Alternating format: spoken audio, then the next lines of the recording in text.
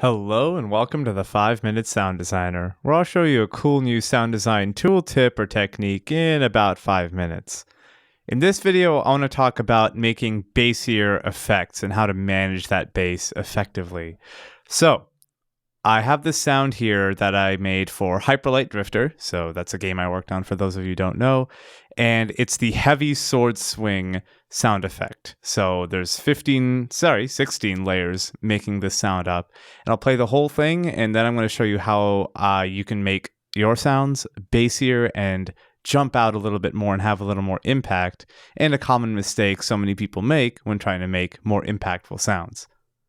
So here's the sound on its own. Play that one more time. And you can see a whole bunch of different layers, but this last one is the one we're most concerned about. This is where a lot of the bassiness, the thud, the impact comes in on. So I'll play it right now, just kind of on its own. So it's already pretty thuddy, it's already pretty bassy. But what if you want more bass? What if you want more impact out of it? Now, what most people do is reach for an EQ, which is fine. But the problem is they're told through some mixing forums or whatever it may be that bass lives around 60 hertz, and thus they think, okay, well, that's where the bass is. I'll just boost around 60 hertz, and we'll see what happens. The problem is that this is where that low rumble lives, not necessarily the thud we're looking for. So I'm going to boost around 60, and you're going to hear immediately that it gets rid of a lot of the high frequencies of the sound right away. Now I'll turn this off. And on again, you're going to hear that a lot of the sound kind of disappears. The bass swallows it. And this is because of a phenomenon known as low frequency masking, where an excessive amount of low frequencies will mask the high frequencies and make it so we can't hear them anymore. So low frequency masking is what's going on here. So if I turn this up even more, you're going to hear that the high frequencies basically disappear.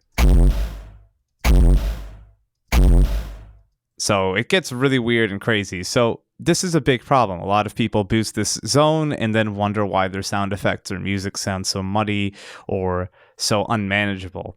Now, when we want that actual thud, when we want that real bassy hit, we actually aren't concerned with these frequencies. We are concerned with going a little bit higher.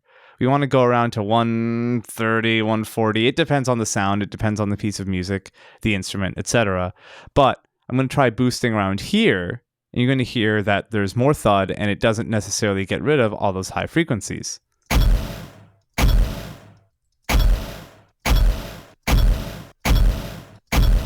So it has that kind of kick drum hit. It has more of that kind of chest hitting oomph that you're looking for. And it's higher than what you typically think the bass lives in.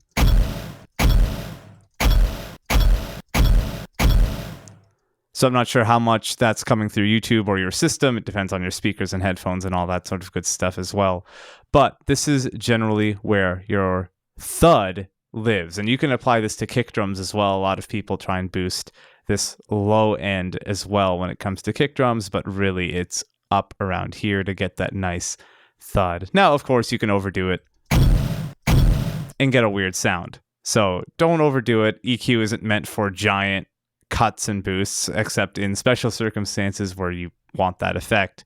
But just a little mild boost around 130, 140-ish can get you the nice thud that you're looking for your sound effects.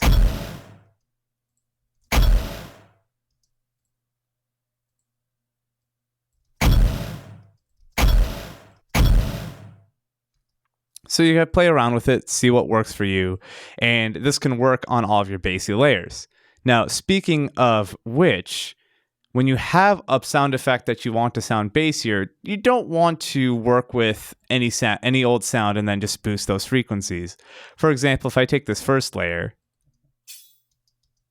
this shimmery sword sort of layer, and throw an EQ onto it and try and boost these frequencies, we're not going to get much out of it. So you want some bassy source material first for which to work with. And I actually recommend throwing in sound effects like this or any bassy thud into any sort of combat effect. I did that for Hyperlight Drifter, for all the guns, for all the sword stuff, for basically everything that involved impact. I threw in some sort of bassy thud, some sort of bassy hit, whether it be a kick drum, me hitting a colander with a mallet, or any sort of effect like this one we have here, the sci-fi one we have down here. Whatever it may be, so long as it has some sort of oomph to it, I threw it in and had it as a layer underneath everything else that's going on. That way you can have more impact to your sounds. So that's it for this video. Thank you so much for watching. If you like this video, of course, hit the thumbs up and subscribe. I do a video a week on making a career in the game industry or sound design or anything kind of in that realm. Of course, also sign up for my newsletter. That's where I give out all my best material for those of you who want a career in the video game industry. You'll also get my free ebook on how to charge clients, how to actually get paid for your work in the game industry. So check that out. Sign up for my newsletter using the annotation or card or description below. And lastly, watch my TED Talk. I gave a TED Talk on the power of video game music, and you can watch that again in the annotation, card, or description below. So thanks so much for watching, and I'll see you in the next one.